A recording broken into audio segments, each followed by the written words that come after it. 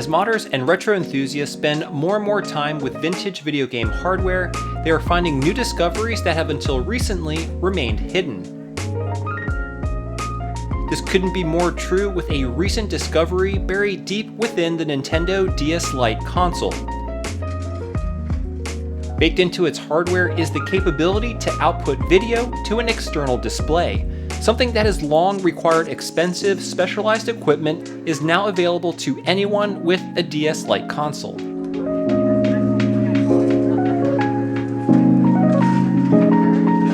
Hey everyone, how's it going? My name is Tito and welcome to the first episode of a new series where we take a closer look at the latest news and people behind some of the incredible mods and discoveries in the retro gaming community. I haven't come up with a name for this series yet, but I am taking suggestions.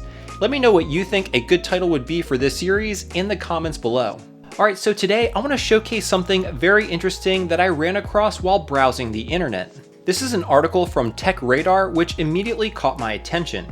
It discusses a hidden feature baked into the DS Lite hardware that allows the console to output video amongst other very cool features. Now this hidden feature is only available on the DS Lite and not the original DS or DSi. Prior to reading the article, I only knew of a handful of ways to capture DS footage, all of which either required expensive and rare equipment, significant modding to the DS Lite console, or a lot of legwork to get usable footage. The article highlights an intelligent and gifted group of engineers and Nintendo enthusiasts that go by the name of Lost Nintendo History.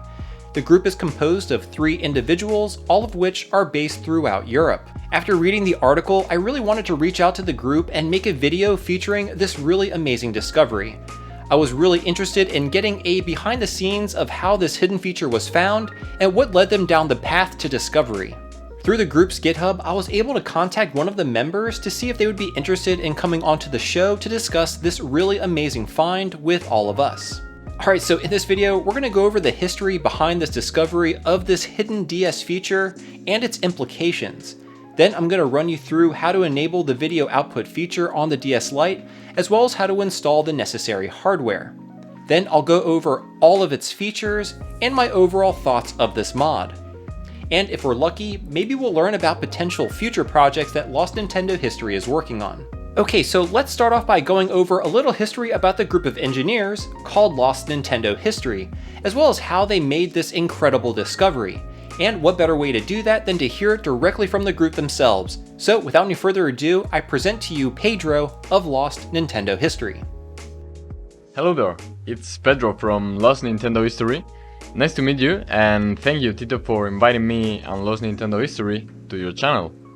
We are a group of gamers, programmers, hackers and overall Nintendo enthusiasts who like to tinker with our consoles. All of us have a computer science or computer engineering or telecommunications engineering background, and we enjoy having control of our devices and leveraging their full potential.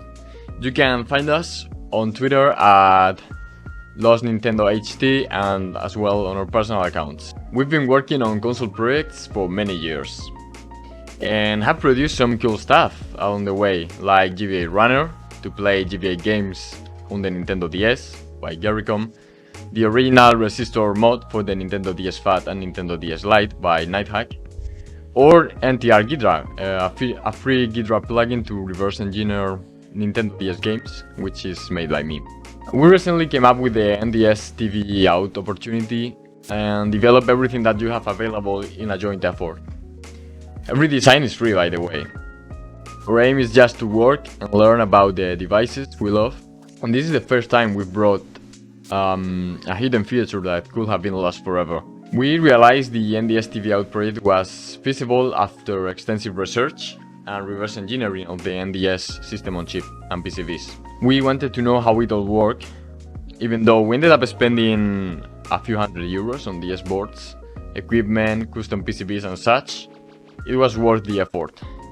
Seeing a game being played on the TV was an amazing success, and we are glad so many people like it want to use such a device to play their games. So long live the Nintendo DS! Wow, that is truly remarkable, and I want to thank all the members of Lost Nintendo History for coming onto the program, as well as doing this amazing work, which, by the way, is being shared openly with the entire gaming community and is being made completely open source. You can find everything on their GitHub page, which I'll have linked down below. Also, Lost Nintendo History will be selling unpopulated boards at near cost, with all profits going towards recouping some of the R&D costs that they incurred as part of this project. They're not looking to make any money from this discovery, which is incredibly admirable. So again, thank you so much to the Lost Nintendo History team.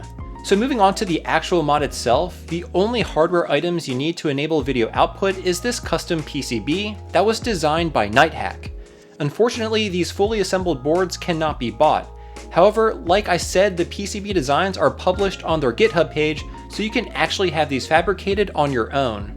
The only other item needed is this flex cable, which will connect the DS-TV-OUT PCB to the DS Lite console. Now, I'll actually be giving away this unpopulated Nintendo DS-TV-OUT PCB, so be sure to stay tuned all the way to the end of the video to find out how to enter for your chance to win it. Now, before installing this kit, you'll need to flash custom firmware onto your DS Lite. This will require a flash card such as this one. You'll also need to bridge the SL1 pads on the DS Lite motherboard as shown here.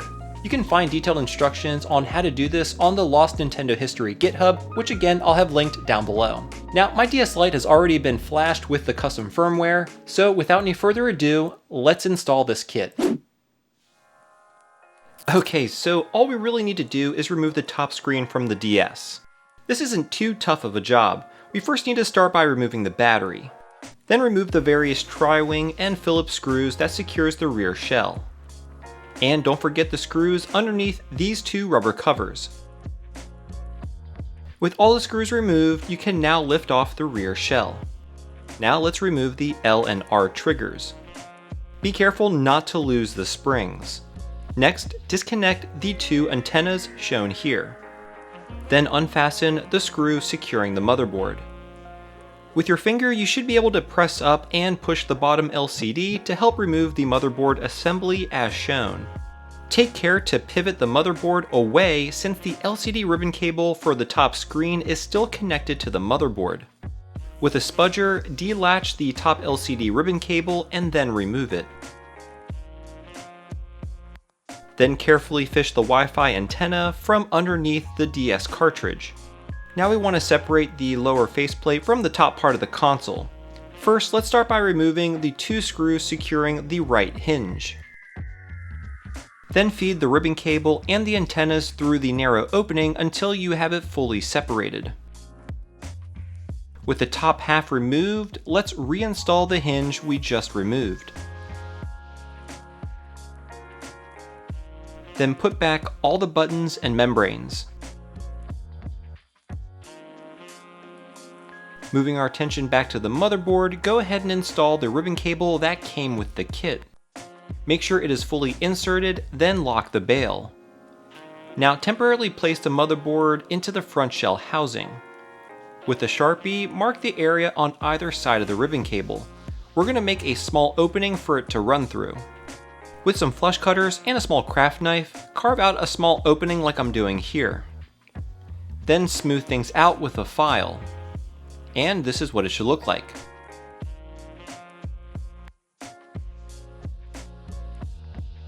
Perfect. While not necessary, I'm going to trim the L trigger as well. That's much better. Now all that's left to do is put everything back together. Use the two Phillips screws to secure the motherboard. Then install the L and R triggers. Put the rear shell back on and secure it with the various tri-wing and Phillips screws. Reinsert the battery and then secure the cover. And lastly, firmly insert the other end of the ribbon cable into the TV-OUT PCB, and you're done.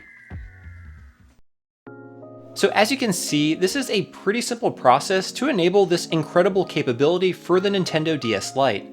The Lost Nintendo History group really did an amazing job at making this mod. Now I want to demonstrate all the features that this kit enables. I have it hooked up to my RetroTink 2X Pro going through to my Elgato HD60 capture card. The first thing you'll notice is that the PCB has 3 buttons. I'll go over what each one does. The first one, labeled S1, will swap the top and bottom screens. S2, which is the button here, will toggle through the various picture-in-picture modes. And S3, the center button, changes the opacity of the picture-in-picture window. Let me go ahead and demonstrate these features for you playing Final Fantasy III on the DS. As you can see on the title screen here, if I press S1, it will swap the top and bottom screens.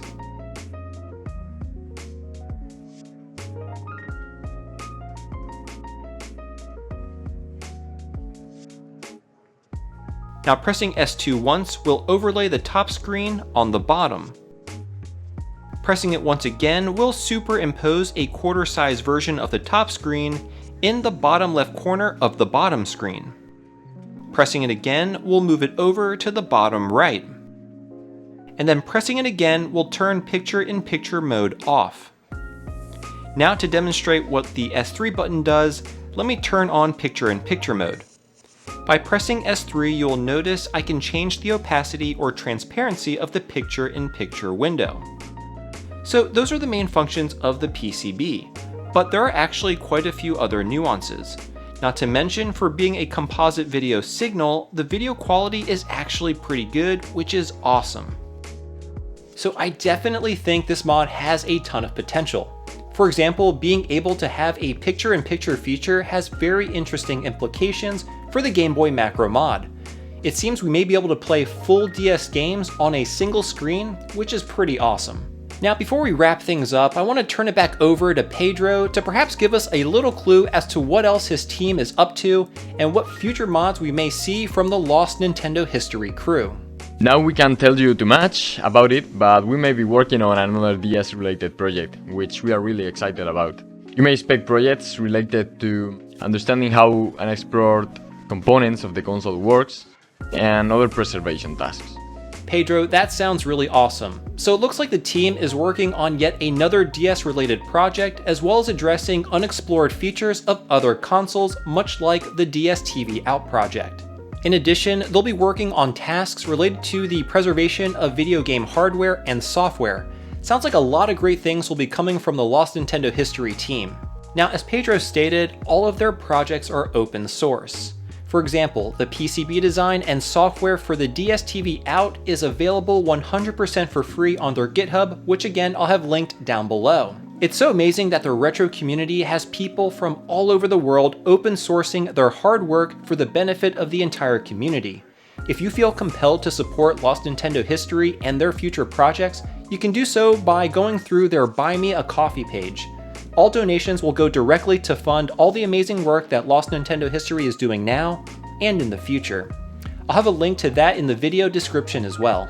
I want to again thank Pedro, Nighthack, and Garricom, and the entire Lost Nintendo History team for coming onto the show to share this really amazing discovery with us, and I truly wish them all the best. As always, I'm curious about your thoughts on this newly discovered Nintendo DS feature and perhaps what possibilities it could hold for the future of the console. For me personally, I think this has tremendous potential for making the Game Boy Macro mod also work as a single screen DS, which would be absolutely amazing.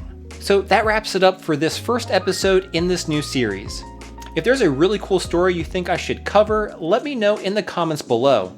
I read almost every comment and I really do try to respond to as many as I can. And to those of you who have made it this far in the video, thank you so much.